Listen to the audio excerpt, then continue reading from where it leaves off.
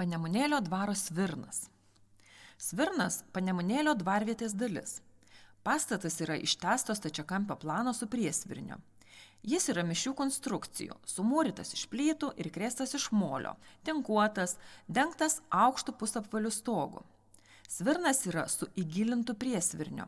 Vidurinėje dalyje priesvirnio kampus riboja kolonos. Įgilintoje dalyje yra medinės durys apkaltos eglute, o jų šonuose po 2 nedidelius stačiakampius langus. Pastogė juose išsikišęs karnizas. Svirno vidaus patalpos erdvios, iškaltos storomis medinėmis lentomis. Pastatas buvo pritaikytas ne vien ūkinėms reikmėms. Čia vyko ir parapijiečių surengti slapti spektakliai. Teatro žiūrovų tarpe be kunigo Jono Katelės ir vietos sodiečių būdavo ir inteligentų. Spektaklio ateidavo pažiūrėti ir dvarininkas Sventeckis.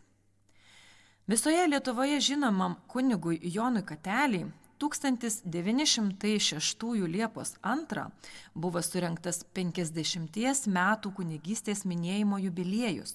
Po iškilmių Senojoje bažnyčioje visi rinkosi į dvaro Svirną.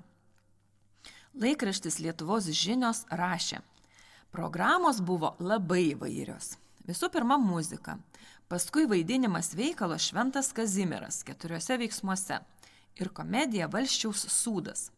Antraktuose griežė muzika, paskui buvo parodyta 2 gyvų paveikslų – Krikštas Lietuvos ir Apšvietimas. Kitame Lietuvos žinių numeryje rašoma: vieta tam vakarui buvo patogi, nes didelė, gražiai Sventeckio rūpesčių pataisyta. Žmonių neveizint to, kad lik pusdienio lyjo, buvo į kelis šimtus.